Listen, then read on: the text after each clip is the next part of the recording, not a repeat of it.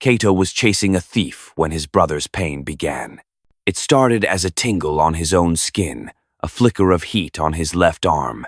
Kato, a police officer in the busy city of Sango, ignored it. He was leaping over a market stall, his eyes locked on the man fleeing with a stolen purse. The sun was hot, the air smelled of spices and dust, and his heart thumped a steady rhythm of the chase. Then, the tingle became a burn. It was a sharp, sudden line of fire that sliced across his left arm. Kato cried out, stumbling and clutching his bicep. His fingers found only smooth, unbroken skin. There was no cut, no blood, but the pain was real. It was a deep, throbbing ache that felt new. The thief got away. Kato stood panting in the alley, confusion washing over him. He looked at his arm. Nothing. But the phantom wound pulsed with a memory of violence. And then he knew. Juma, his twin brother Juma, who he hadn't spoken to in 3 years. They had this connection. A strange and secret thing they had discovered as boys. When one was hurt, the other bore a mark. Not the same injury, never that. When Kato fell and scraped his knee, a faint, shimmering line, like a vein of lightning, would appear on Juma's leg. When Juma broke his wrist falling from a tree, Kato's own wrist felt stiff and cold for a week. This was different. This pain on his arm was deep and angry. It wasn't a childish scrape. A cold dread filled Kato's stomach. He pulled out his phone, his thumb hovering over Juma's name. Their last conversation had been a storm of shouted words and slammed doors. It was about their father's workshop, about the future, about everything. The silence since had been a heavy, uncomfortable blanket. He didn't call. Pride was a stubborn lock on his heart. Juma is probably fine, he told himself. He's just clumsy. But the pain on his arm didn't fade. It stayed, a constant, worrying hum. Across the city, in a small, sunlit apartment filled with drawings and computer screens, Juma was waking up. He was a designer, creating bright logos and beautiful patterns for companies. His world was one of colors and shapes, a quiet life far from the noisy dangers of his brother's job. He woke up because his chest felt tight. It was hard to breathe. He sat up, groggy, and looked down. A gasp caught in his throat. There, spreading across his chest, right over his heart, was a mark. It wasn't a bruise. It wasn't a rash. It was a pattern, a web of thin, glowing lines, like cracks in a ceramic pot filled with golden light. They twisted and curved, forming a design that was both beautiful and terrifying. It didn't hurt. It felt warm. And it was growing, slowly, creeping towards his shoulders. Juma's hand flew to his own chest. The skin was smooth, but the glowing scar was as clear as a tattoo. He knew instantly what it was, who it was from. Kato. His brother was in trouble, serious trouble. This wasn't a broken bone or a cut. This was something else. This mark felt symbolic. It felt like a warning. He grabbed his phone. The screen showed Kato's name, but his finger froze. The memory of their fight echoed in his mind. The harsh words, the promise to never interfere in each other's lives again. He put the phone down. The glowing scar pulsed softly, a silent alarm only he could see. Back at the police station, Kato tried to focus on his paperwork, but the phantom pain in his arm was a constant distraction. His partner, a wise older officer named Babatunde, noticed. "You are clutching your arm, Kato. Did that thief give you a fight?" "It's nothing, Baba," Kato said, forcing a smile. Babatunde was not convinced. He had known the twins since they were boys. "When you and your brother were small, you shared a toothache once. Do you remember?" He cried, and your jaw swelled up. He leaned closer, his voice low. "Is it Juma?" Kato looked away. He couldn't lie to Babatunde.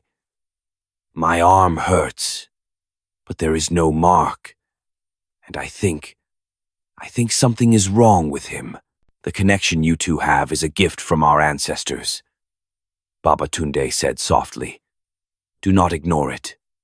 Pride is a poor shield against danger. That night, Kato couldn't sleep. The pain in his arm was now a dull, constant ache. He tossed and turned, and when he finally dreamed, it was not his own dream. He was in a dark, cold place. The air smelled of wet metal and oil. A voice was whispering, but the words were muffled, like someone speaking underwater. He felt a deep, chilling fear that was not his own, and through the fear, he saw a flicker of the same glowing, web-like pattern that was now on Juma's chest, etched on a concrete wall. He woke up with a start, sweating. It was Juma's dream. He had felt Juma's fear. The connection was getting stronger. Juma was also awake, staring at his ceiling. The scar on his chest was brighter now, the pattern more complex. It looked like a map of a place he had never been. He went to his computer and started drawing. His hand moved almost on its own, tracing the lines from his memory. He zoomed in, adding details he hadn't even realized he'd seen. A crooked pipe, a symbol that looked like a broken gear, a number 7, scratched into a wall. He was drawing the place from his dream, Kato's prison. He printed the drawing and stared at it. This was more than a sibling squabble. Kato was trapped somewhere, scared, and this glowing map was the key to finding him. He picked up his phone again. This time, he dialed. Kato's phone buzzed on his nightstand, shattering the silence. The screen lit up with the name he hadn't seen in years. Juma. His heart leaped into his throat. He answered. Juma? There was a pause, then a quiet, familiar voice. Kato, are you okay? No, Kato said, all pride gone, replaced by a wave of relief and fear. My arm. It feels like it was cut. I have a mark, Juma whispered. On my chest. It glows. I think it's a map. I had a dream. I had it too, Kato said, his voice urgent. A cold place, wet metal. I've drawn it, Juma said. Where are you? What happened? Kato quickly explained about the chase, the sudden pain, and the failed arrest. I'm at my apartment. But Juma, if this is a map, then the people who did this to me, they're still out there, and they tried to hurt a police officer. Then they are dangerous, Juma said. We need to meet. Now. An hour later, Juma was at Kato's door. The brothers stood for a moment, the 3 years of silence hanging between them. Then, Kato saw the fear in Juma's eyes and pulled him into a quick, hard hug. Show me, Kato said. Juma pulled open his shirt. The scar was there, pulsing with a soft, golden light. It was intricate and covered most of his chest. Kato stared in awe and horror. It doesn't hurt? Kato asked. Juma shook his head. No, it's just warm. But it's growing. He handed Kato the printed drawing. Kato's eyes widened. The old industrial zone. By the river. This symbol. It's the logo for the company that owns the old Gabawe steel mill. That's where you are, Juma said. Or where you were when this happened. Kato's mind was racing.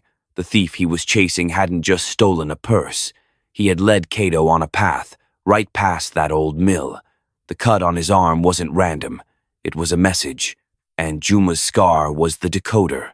They didn't just attack me, Kato realized, a cold knot forming in his stomach. They knew. They knew about our connection. This scar. They wanted me to see this map. They're using you. To lead me somewhere. But why? Juma asked, his voice trembling. I don't know, Kato said, looking at the glowing lines on his brother's skin. But if we are going to find out, We have to follow it. Together. The brothers looked at each other, the old arguments forgotten. A new, dangerous puzzle was laid out before them, written in light on Juma's skin and in pain on Kato's soul. The hunt was just beginning. The rusty gates of the Jabawe steel mill stood open like a metal mouth. Beyond them, the skeletons of old factories stood against the night sky, their broken windows staring down like blind eyes. Kato and Juma stood hidden in the shadows of a nearby building. The printed map was in Kato's hand, but the real map glowed softly beneath Juma's shirt. "This is the place from my dream," Juma whispered, a shiver running down his spine. "The fear, it feels the same."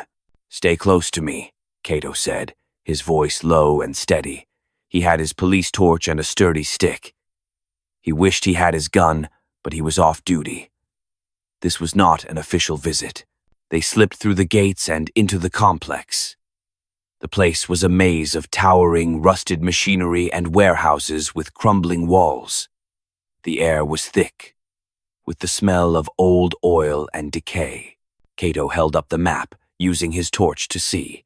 "According to your drawing, we need to go past the main furnace, towards that smaller building with the crooked chimney." They moved quietly, their footsteps echoing softly in the vast, empty space. Every shadow seemed to move. Every creak of metal made them jump. Juma kept one hand pressed against his chest, feeling the warmth of the scar. It seemed to pulse a little faster the deeper they went. "It's like a heartbeat," Juma murmured, "the scar's heartbeat." Suddenly, Kato stopped and grabbed Juma's arm. "Listen." From up ahead, they heard a sound, a low, rhythmic clanking, like a heavy chain being dragged across a concrete floor. Kato pointed his torch towards the sound, towards the building with the crooked chimney. A large, rusted door was slightly ajar. "That's it," Kato said. "That's the place." As they crept closer, Juma felt a sudden, sharp pull in his chest. It wasn't pain, but a strong, magnetic feeling, drawing him towards the door. "Kato," he whispered, his eyes wide. "The scar. It's pulling me." They reached the door. Kato peered through the crack. Inside was darkness, broken only by a single flickering light hanging from a high ceiling. The clanking sound was louder now. Kato took a deep breath. "Ready?" Juma nodded, his face pale but determined. Kato pushed the heavy door. It groaned open, revealing the space inside. The room was huge and filled with forgotten machinery. And in the center of the room, under the flickering light, was a man. He was chained to a heavy metal chair, his head slumped forward. His left arm was wrapped in a bloody bandage. But it was what was behind him that made both brothers freeze. On the wall, painted in thick, fresh paint that shimmered with a strange, familiar glow, was a giant, perfect replica of the scar on Juma's chest. The web of lines, the curves, the entire pattern. It was a massive, glowing mural. The man in the chair groaned and lifted his head. It was Babatunde. His eyes were swollen, but they held a look of terrible warning.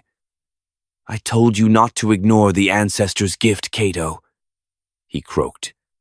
"But you walked right into their trap." From the shadows behind the chair, a figure stepped forward. He was tall and wore a dark, neat suit, which looked completely out of place in the dirty factory. In his hand, he held a small, sharp knife. It was the thief from the market, the one Kato had been chasing. He smiled, a cold, empty smile.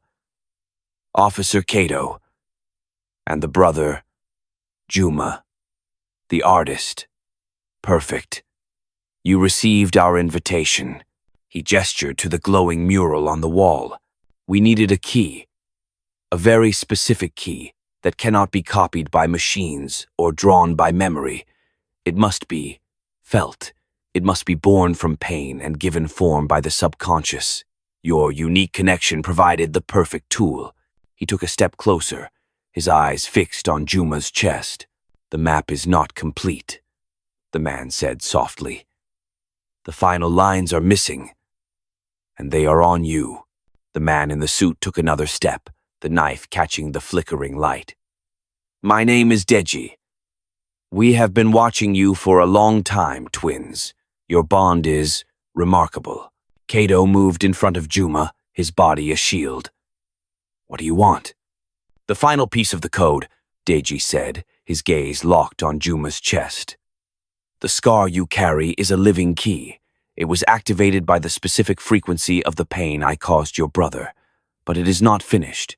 The final lines must be drawn in real time, in this room, for the lock to open." "What lock?" Juma asked, his voice trembling. The pull from the scar was so strong now, it felt like a rope tied to his heart, tugging him towards the glowing wall.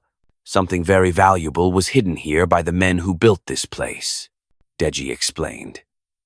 "They were clever. They used a neuro lock.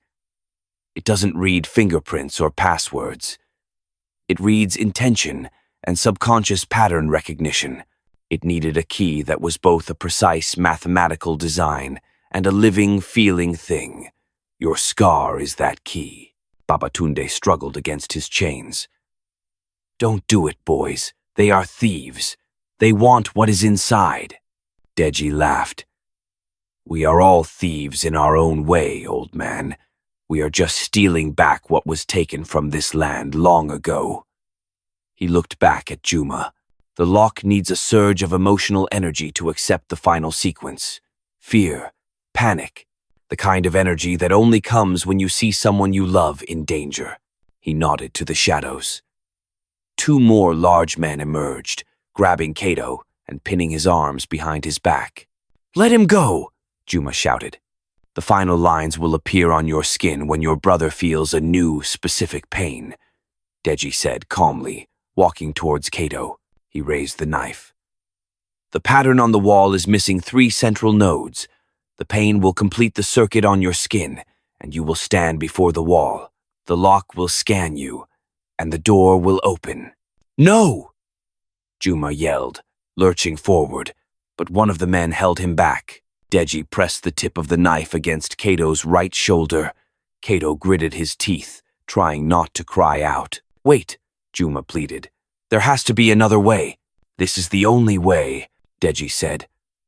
"The designers ensured it." He began to press down, but in that moment of terrible fear, something shifted in Juma. He stopped fighting the pull. Instead, he leaned into it. He closed his eyes and focused not on the fear, but on the connection itself. The thousands of memories he shared with Kato, laughing as children, sharing secrets, protecting each other from bullies. The bond was not just about pain. It was about love. It was a circuit of its own. He felt a warmth spread from the scar, not a painful heat, but a comforting golden energy. He focused it, imagining it flowing from his chest through the air to his brother. As the knife touched Kato's skin, a brilliant flash of golden light erupted from Juma's chest. It wasn't just a glow anymore. It was a beam of light, projecting the completed, intricate scar pattern onto the wall. The 3 missing nodes shimmered into existence. Deji stumbled back, shielding his eyes. The men holding Kato loosened their grip in shock. The giant mural on the wall began to hum. The lines of light pulsed, flowing like liquid gold. A deep grinding sound came from within the wall, and a hidden seam appeared, outlining a door that no one had seen before. It was opening. Deji stared, his plan in ruins. Impossible. It was supposed to be painful.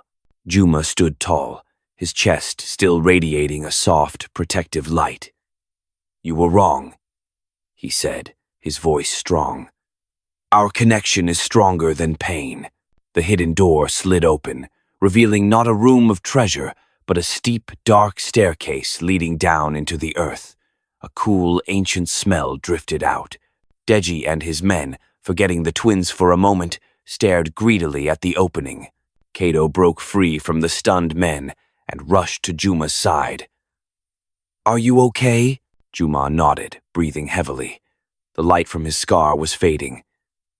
"I think so. I thought about you. About us." Babatunde watched them, a proud smile on his bruised face. "The key was not pain, you fool," he wheezed at Deji.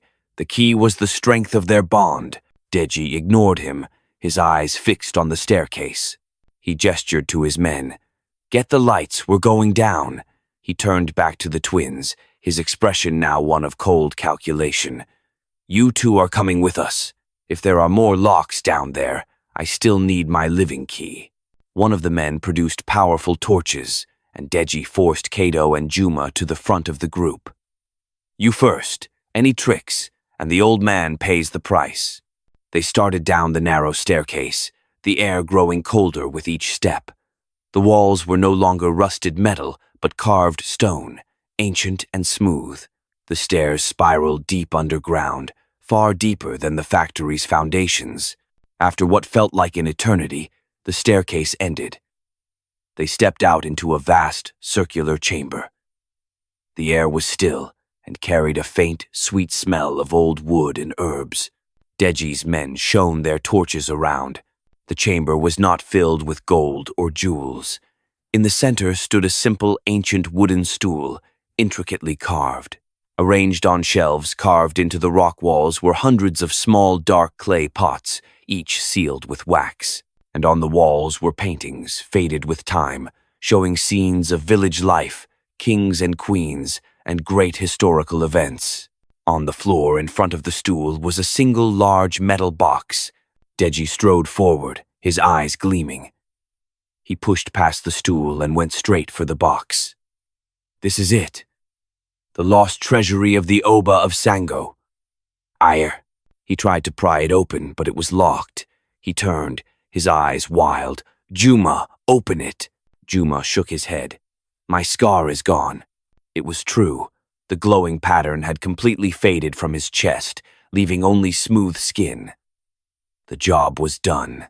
Deji's face twisted in anger. He pointed his gun at the metal box. "Stand back," he fired twice. The loud bangs echoed terribly in the silent chamber. The lock shattered. Deji kicked the lid open. He stared inside, his face falling from triumph to confusion to utter fury. The box was not full of coins or gems. It was filled with dust. Fine, gray dust. And sitting on top of the dust was a single, small, brown seed. "A seed?" Deji roared, kicking the box. "Dust? This is a great treasure?" While Deji was distracted, Kato quietly moved to Babatunde and started working on his chains with a piece of sharp metal he had picked up in the factory. Juma, meanwhile, was drawn to the wooden stool. He felt a strange reverence for it. He looked at the clay pots on the shelves. He carefully picked one up. It was surprisingly light. He scraped a little wax away from the top and peered inside. It wasn't dust. It was seeds. Hundreds of tiny, different kinds of seeds.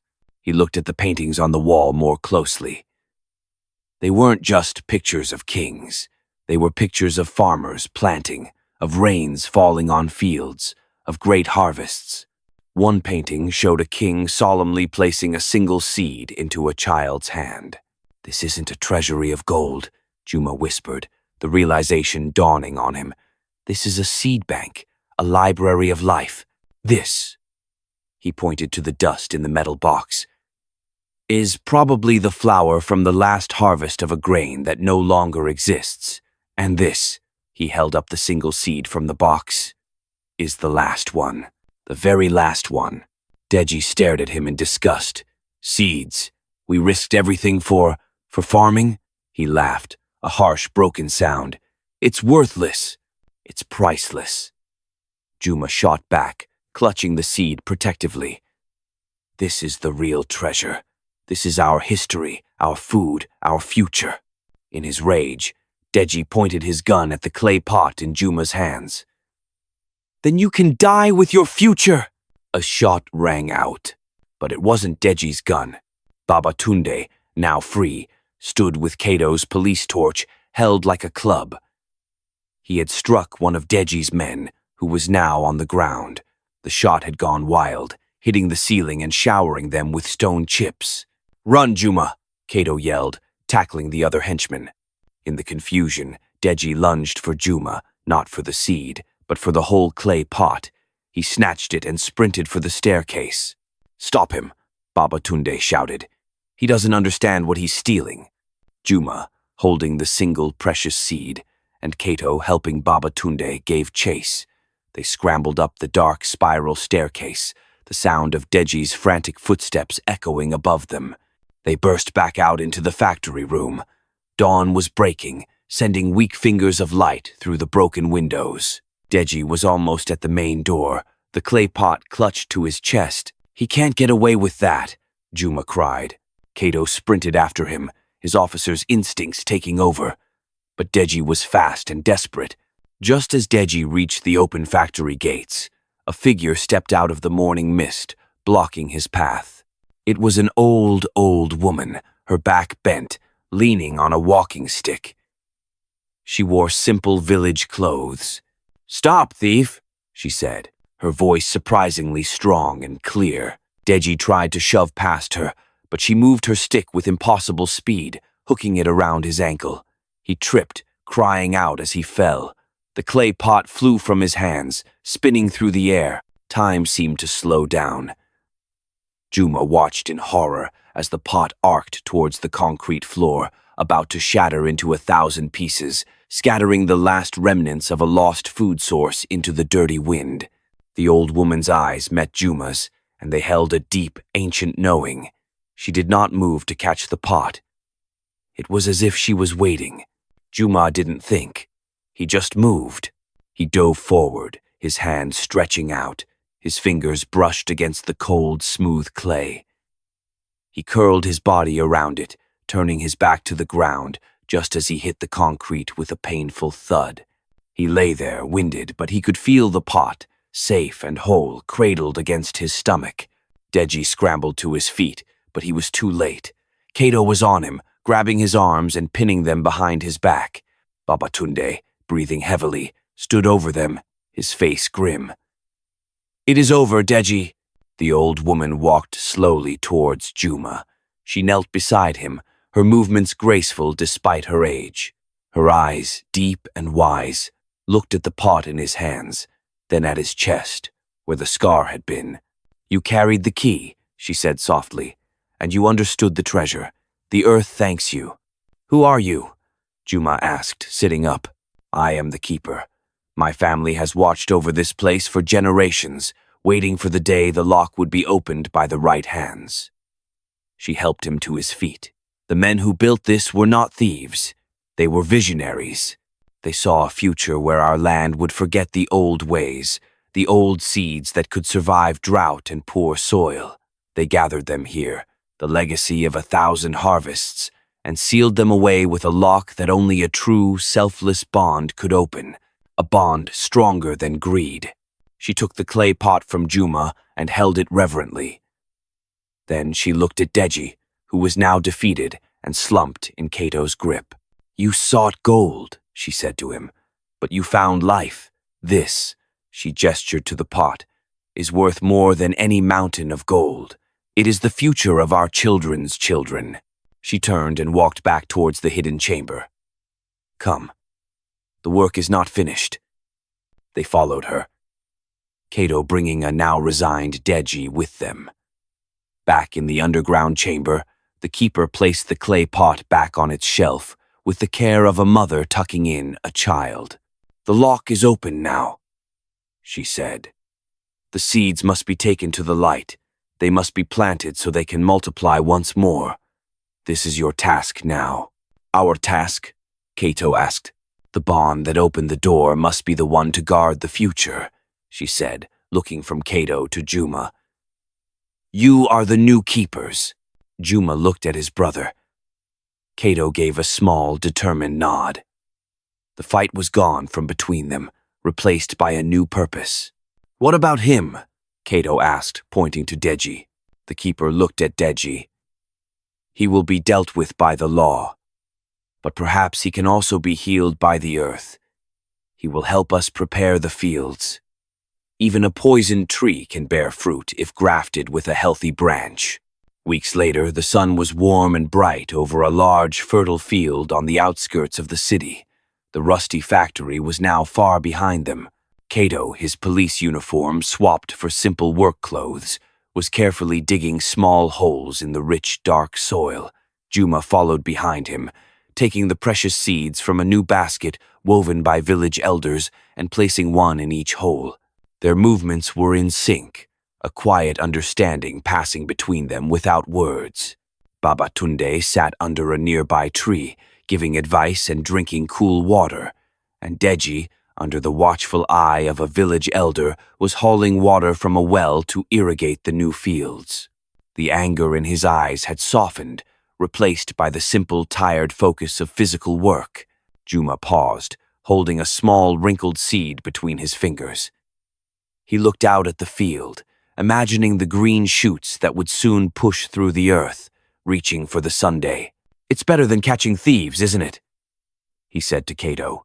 Kato leaned on his hoe, wiping sweat from his brow. He looked at the field, at his brother, at the new life they were building from the old. He smiled, a real, easy smile that reached his eyes. "It's better," Kato agreed. "We're not just keeping the peace, we're planting it." As they worked side by side, the old connection between them hummed, not with pain or fear, but with a quiet, steady joy. It was no longer a secret wound, but a shared root, anchoring them to each other and to the land they were helping to heal. The symmetry of their scars was gone, replaced by the symmetry of the seeds they placed in the earth, row after row, full of the promise of a new beginning.